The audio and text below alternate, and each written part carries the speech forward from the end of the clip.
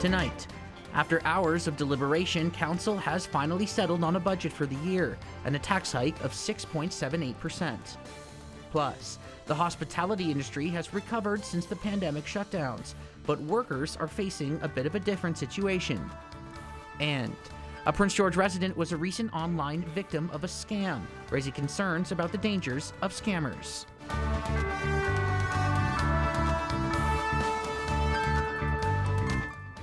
Good evening, I'm Eddie Huband, and welcome to CKPG News. Our top story tonight, reports have surfaced that 5 unnamed players of the 2018 Canadian World Junior Hockey Team have been told by London police to surrender themselves in connection to the allegations of a sexual assault in June of that same year. The incident is alleged to have occurred following a Hockey Canada gala in June 2018, where the players were honored for their victory at that year's World Junior Tournament. Now, a number of players from that team are now in the NHL. None of the allegations have been proven in court, and the 5 players have been given an undisclosed deadline to report to London police. After 13 and a half long hours of deliberation, Prince George City Council has officially settled on a budget for the coming year and a tax hike of 6.78%. But to reach a tax hike under 7%, some sacrifices had to be made. Cheryl Jan tells us what's in and what's out in this year's budget. It will take $166.4 million to keep the city running for 2024, and to achieve that number, Council approved a tax hike of 6.78%. Council tried very hard to keep that figure under 7%, and Mario was pleased with what was achieved.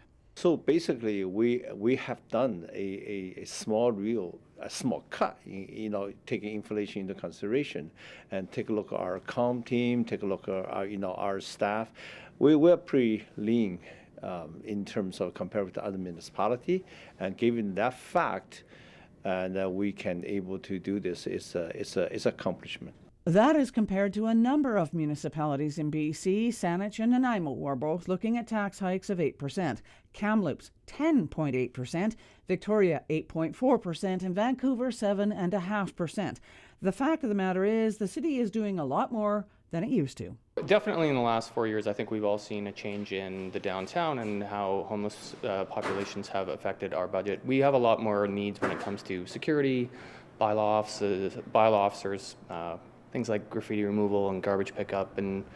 But the decision to settle on 6.78% didn't come without sacrifices. In particular, the roads budget as well as the snow control budget. In terms of the roads budget, a proposal to add $300,000 was not approved, and a suggestion to increase the snow control budget by $1 million was shaved in half. By taking $300,000 away from the roads, we might slow down a little bit of the progress there. And snow, tough one to call. Climate change, take a look at the weather pattern. This afternoon is going to be 2 degrees. Some snow going to start melt. However, while the tax hike has been determined to pay for the services residents expect, there is still more work to be done. And that is decide how much residential is going to pay, how much businesses are going to pay, and how much industrial is going to pay. So that's what we call the tax rate discussion, and that will happen at the end of February with the Finance and Audit Committee. That's where we'll start, and there's some options and some guidance and policy that will tell us what we do. But normally that policy is that we try and match the residential increase to match the 6.78%. The city is obligated legally to submit a balanced budget to the province no later than May 15th. Cheryl Jan, CKPG News. A quick other note on the budget deliberations. The annual parks budget was approved during last night's council meeting, and an interesting proposition was made. An operating budget of $6.5 million to maintain parks, including boulevards, was approved. The city gave up the practice of treating dandelions years ago, and one city councillor has thrown up a new concept for some of the green spaces around the city. Well, one of the things that has been raised a number of times is there the ability to reduce the mowing in the boulevards, let the dandelions grow for pollinators and such, or look at planting wildflowers, those sorts of things. So we have directed staff to look into this and return a report for a possible pilot project that would see this put in place for a period of time, which would likely benefit a lot of pollinators and help with our budget. So there's a lot of benefits to that. According to Prince George Fire Rescue, at 2:15 a.m. this morning on the 2100 block of Norwood Street, a single wide trailer caught fire. This spread to a neighboring fifth wheel trailer that had been stored in between two units. No one was in the unit, so there were no injuries, but both trailers were completely lost. Damages are estimated in the $30,000 to $40,000 range, and the cause of the fire is currently under investigation.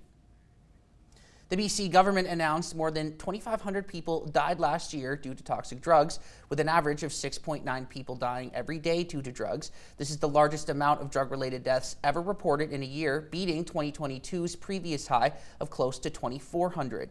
Prince George reported 89 deaths, also a new high. The main cause of death is fentanyl. As the BC Coroner Service reported, it was detected in more than 85% of test results conducted last year. The BC government added unregulated drug toxicity is the leading cause of death in the province for anyone between the ages of 10 to 59. It accounts for more deaths than homicides, suicides, accidents, and natural disease combined. Internet scams have been getting more common, and unfortunately, they continue to impact people here in Prince George, as made evident by a local woman who was a recent scam victim. Tommy Osborne has more now on how scams are evolving and what you can do to avoid them. Internet scams, particularly on websites like Facebook Marketplace, may be harder to notice than expected. One community member unfortunately learned this the hard way, as she was trying to buy a dishwasher from a seemingly trustworthy person on Facebook Marketplace, but ended up getting scammed when she was asked to deposit half of the payment to hold the item. My son works full-time, and he knew I didn't have enough money, like the $95, so he said, I'll give you half. And it just upset me because my son worked so hard for his money to help his mom, to better our home, and to be scammed. Take these messages for example. Looks like a normal conversation discussing the sale and pickup, along with the machine itself. With strong interest in the machine, a deposit of only half the price seems reasonable, right? Unfortunately not, as once the deposit was sent, Tossoff never saw her money or the machine. I vetted her, she's local, and she kept giving me excuses, saying, oh, my husband has COVID. Oh, he got called to work. Oh, I fell and hurt my back. And I said, why don't you just give me my money back? Tossoff went to the police, but unfortunately, RCMP say catching a scammer is quite difficult.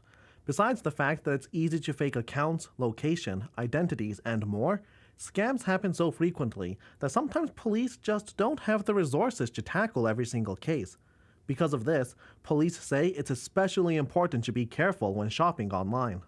It's easy to get sucked into what seems like a good deal with a supposedly trustworthy person, but that's exactly how these predatory online scammers get unsuspecting victims.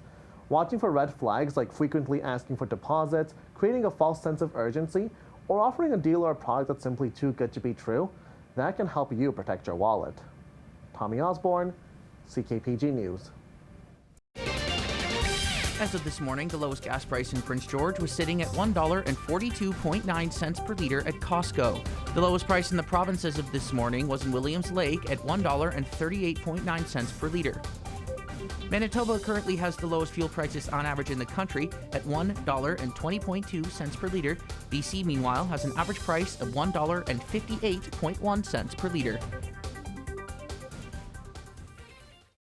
Coming up shortly here on the show, a former UNBC basketball star has made the transition into coaching after an illustrious playing career.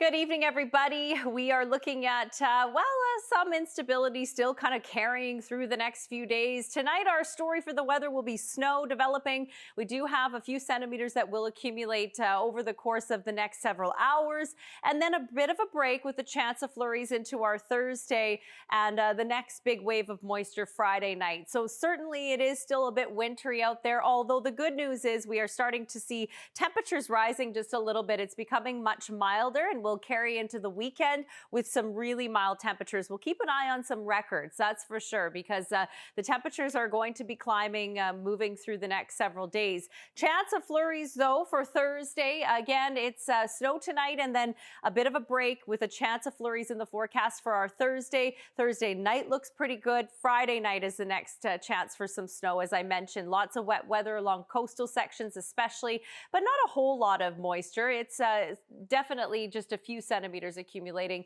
when it comes to snow in our region. Our air quality good across the board. We'll jump into the snapshot. Taylor Hanson, thank you for this beautiful snapshot of a sundog high above Fort St. James. And of course, those sundogs, always lovely to see that concentrated sunlight and making for a really beautiful scene in the winter months. Snapshot at ckpg.com to email us. Thanks again for this one, Taylor. And keep your photos coming, everybody. I'll have your full forecast later. Okay, Tanya, thank you very much for that. Now, a new report has shown that female workers in BC's accommodations and food services sector have faced income and hours reductions, as well as lost employment throughout the COVID-19 pandemic. And many felt let down by the industry. Adam Burles has the story.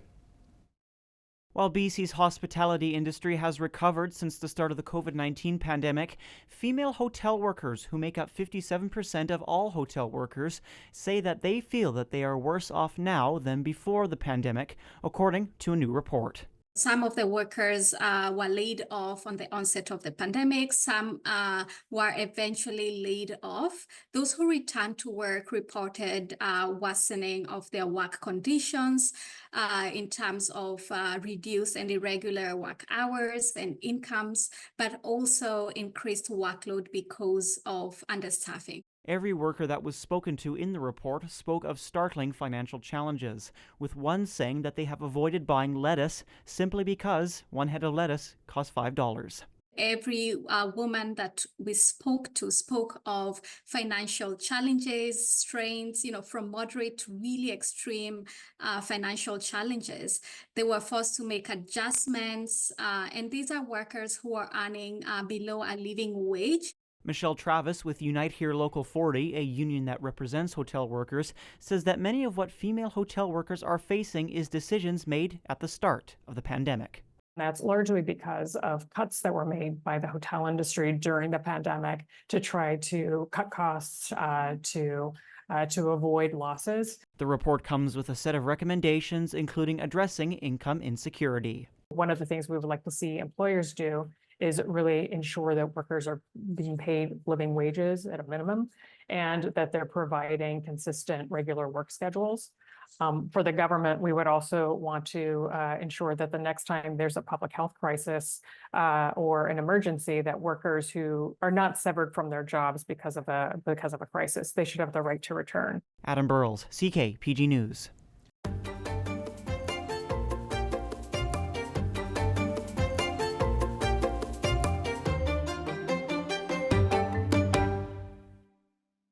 So the Premier stole the show at last week's Northern Resource Forum with several big announcements of green energy projects for Prince George and the North. Rather than simply keeping his fingers crossed that the BC United and the BC Conservatives will continue to split the centre-right vote so he can coast to re-election later this year, Premier Eby is making an effort to earn a continued stay in government and an historic third straight term for the NDP. This is a good thing, as it's always disheartening to see a sitting government get arrogant, which of course can also contribute to its downfall. David Eby doesn't have the personal appeal of former Premier John Horgan, but he is intelligent, and his move to steal the spotlight from the BC United at last week's forum, where that party has typically garnered more headlines with their support for resource development, was deftly played. The announcements include billions more in hydro upgrades and expansion to meet the increased demand due to a surging population and a greening economy. A proposed hydrogen plant here in Prince George to supply Canfor with greener energy and lay the foundation for the city as a future hydrogen hub. A rare earth elements minerals mine just north of the city, in addition to 2 more new mines in the region, and more LNG projects in Kitimat and Squamish.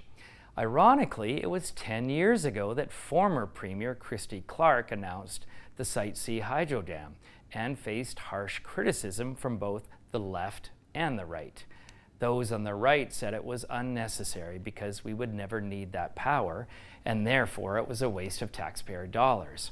Those on the left said that the necessary flooding and construction of the dam wasn't worth the environmental costs it would incur. Even the current NDP government, including Eby, considered shutting down the project after coming to power in 2017.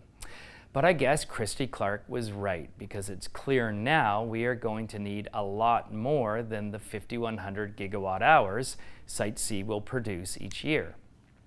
With news of all these big projects for Prince George and the North, and the government still riding high in the polls, perhaps we will even see some higher profile NDP candidates here in Prince George, where they could have a much better showing this time around. I'm Chris Beach, and this is a Northern View. CKPG Sports is delivered by Domino's. Feed your team tonight with a delicious mix and match combo. Chicken, pizza, pasta, or dessert for just $8.99 per item. The Prince George Spruce Kings have announced a new player they've added for their 2024-25 roster. Ryder Green, who is from Prince George, will be joining the team next season. The goaltender is currently in the midst of a stellar season with the Caribou Cougars U18 AAA team. In 17 games played, he has an impressive record of 13-2-2. GM of the Kings says that Green is an elite level human, along with being a great goaltender. Maybe a little hyperbolic there, but who am I to judge? Here's the GM with more on the new recruit. Anytime there's a player not only from the North but from Prince George who is a dynamic player and a dynamic individual, we're going to do everything we can to get him into our Spruce Kings family and into our organization. And yeah, Ryder's someone who's obviously he's been on our radar for a number of years. He's an elite level goaltender. To the point where he's playing on Team BC, etc. So when you have an elite level player within our community, we're going to do everything we can to, like I say, get him into our program. An elite level human. That's certainly some high praise. I hope one day people describe me like that, but we have other hockey news to get to. The CHL NHL Top Prospects game is set to take place tonight in New Brunswick, and the Cougars' Tarek Parasak is one of the players taking the ice. Parasak has made his name this year in the league as a rookie, getting Rookie of the Month for September, October, and December. Impressive. In the 44 games played, the winger has put up 63 points with 27 goals and 36 assists. Parasak says he's excited for this opportunity and thanks the Cougars organization for being able to get him to this point. Yeah, it's been awesome. The whole organization's been great. The coaches have been great. The teammates, can't thank them enough for what they've done for me. And then, yeah, they've got me to this point for sure. The TSX is down 9 points to close at 21,026. The Dow Jones is down 99 points to close at 37,806. And Canfor went down 17 cents to close at $16.90. Good evening again, everyone. Some snow in the forecast for us tonight. A look back, though, at the day today. There was the odd clearing here and there across the region. At least the sky's trying to brighten up, that's for sure. But tonight we've got some snow in the forecast. A few centimeters will be falling over the next little while, and then we'll get a break tomorrow with a chance of flurries before the next wave of moisture or precipitation Friday night. So here's our Wednesday night. You can see it kind of carries into the early morning with the bulk of that system over us over the next few hours. And then a break behind that with a chance of flurries. Friday actually looks pretty good as well with clouds. It'll be Friday night that we see another system approach, bringing with it more periods of snow. The next story for our weather, though, will be these kinds of temperatures. Very mild as we move through the next few days. And this is just the start of the mild trend. It's really into the weekend that we see most of the warmer air right over the province. But we could be around 2 degrees tomorrow. It will feel a bit chillier out there with wind chill. 5 degrees for Kamloops, Kelowna, very similar to that. Very mild and extremely wet along the south coast, and they'll continue to see that. And that stretches up through the central and north coast as well. Prince Rupert, 8 degrees, so very mild. Lots and lots of rain expected. A quick look at our broadcast region for tomorrow. The highs don't look too bad. We're above zero for many areas. 4 degrees in Quesnel. May even see a peak of sunshine in there for you. I'm not sure that we'll see sunshine, but we'll keep it as clouds with a chance of flurries in our day tomorrow. +1 Fort St. James. A few low-lying clouds hanging around Mackenzie and over towards Burns Lake. We are looking at some flurries falling or even some very light snow. Wet on the west coast, as mentioned, -2 in Edmonton. So starting to become a little bit more manageable in terms of temperatures through parts of the country, but lots lots of sunshine in the prairies. Beautiful there. 3 degrees Montreal. Toronto, very similar over towards the East Coast. We're seeing temperatures around 3-4 degrees or so, but lots of rain expected and even some mixed precipitation in some areas. Mainly cloudy into our weekend, but again, it will be extremely mild considering where we've seen temperatures falling the last little while. So we do have some moisture still to talk about. You can see where the jet stream is, bringing in some of that milder air there as it pushes up towards further up north. But yes, we are looking at some precipitation that could be more so showers on the weekend, especially by Sunday for Burns Lake with temperatures up to 4 degrees. But colder tonight, plenty of clouds, -7, +1 tomorrow with flurries and a little bit of snow for Friday. Mackenzie, some snow and rain mixed tonight, 2 degrees tomorrow. You'll dry out for Thursday, Friday night, but into the weekend looks quite mild, but very wet. So again, 6 and 8 degrees, which is, again, I mentioned this earlier, we'll keep an eye on records because we are expected to see those temperatures jump significantly. -7 for McBride, a bit of morning ice, so some freezing rain possibly as well. Could cause some slippery sections, some morning flurries on Friday, might even see some sunshine on Saturday. Sunny sky for the next couple of days, at least the chance of for Quesnel. We'll call it mainly cloudy with times of sun and really mild by the weekend. We're going to be very mild as well, up to 5 and 6 degrees by the weekend. So again, periods of rain is something we could see for the weekend, but tonight it's some snow and then into tomorrow, a bit of a break with some flurries. CKPG Sports is delivered by Domino's. Feed your team tonight with a delicious mix and match combo. Chicken, pizza, pasta, or dessert for just $8.99 per item. UNBC basketball star Alina Shakirova finished her final year with the T-Wolves last season, but she hasn't gone far. Caitlin Pobersnick caught up with the former player to see how her new coaching gig with the team is going. It's hard to love the game of basketball more than UNBC alumna Alina Shakirova, who not only played 5 years with the Timberwolves, but is now on the coaching staff for the women's team. I think there's a lot to give from the community, and I just wanted to keep growing, and then if I can do it, build up on what was given to me, to keep giving to the community and make it grow and make more people love basketball, I would gladly do this. Now, being an assistant coach who has played for head coach Sergey, Shakirova can help out the new players who might need some extra little tidbits. I think it's helping them to transition and then giving them that perspective and connect them to coach is really important, because I've just been playing, so many of them actually been playing with me and they know me, so I can help them to understand what exactly coach is asking them and giving them that first-hand perspective of how it might feel in the court and how to transition. It's really important, and it's great to have somebody who is like really fresh off the boat from playing and you can share those experiences with. Some members of the team have also been around to see the new coach on her basketball journey. It's been fun to kind of experience firsthand her go through this transition. Last year, obviously, I saw her as like a teammate, and now it's just like the maturity. Like, she's always been mature, but now it's like she's coach, she's big time, and it's been very neat to see the whole process happen. And as much as the alumna is known in the Timberwolves community, the city of Prince George has learned her name as well. I just got this new job and I said I play for the women's team, and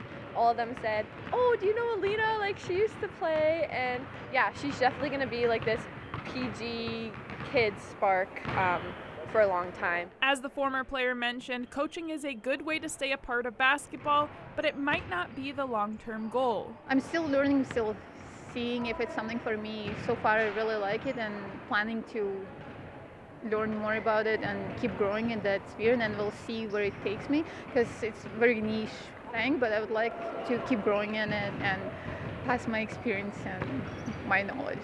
In the meantime, the UNBC women's basketball team will have the vet on the coaching staff, and as a true basketball player at heart, she'll be getting some shots up whenever she can. I'm playing in a men's league here in PBL, but I think that's as far as I will go. Caitlin Pobersnick, CKPG News. And tonight's CKP3 has 3 record-breaking moments for you. Let's have a look.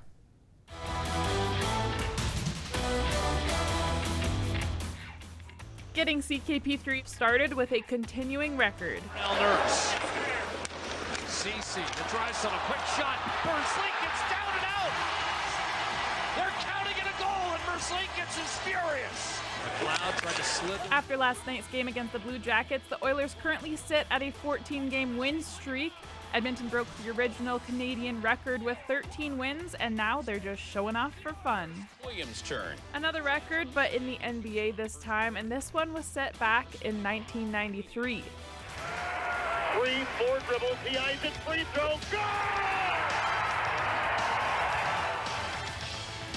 Mike Williams beat the previous record of 78 consecutive free throws and went on to get a total of 97 freebies in a row. Continuing with the records, head coach of the Stanford women's basketball team holds more than just the all-time winningest record in women's basketball now. I think Mike Montgomery kind of put it in perspective for me last night a little bit. You know, he told, I was watching the men's game, and he said, you know, I'd have to coach 20 more years and win 25 games a year to reach that. And I'm like, wow. You know, I mean, it is a big number, and I'm very appreciative of the great players I've coached and the great places I've been.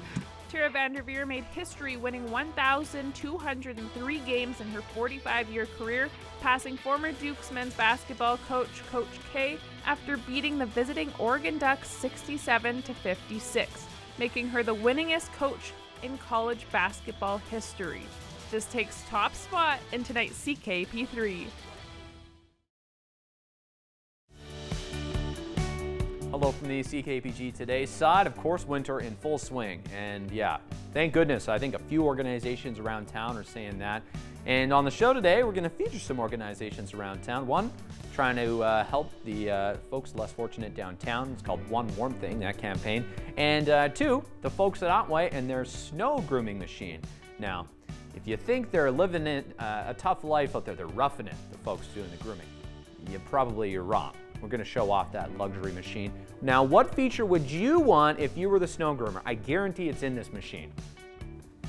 You know, I'm going to stump you. What about nitrous oxide, like NOS, coming out like in those car video games? I bet it doesn't have that, Caden Fanshaw. That's all for tonight, folks. Thanks so much for joining us as always, and we will be back tomorrow. Have a great night.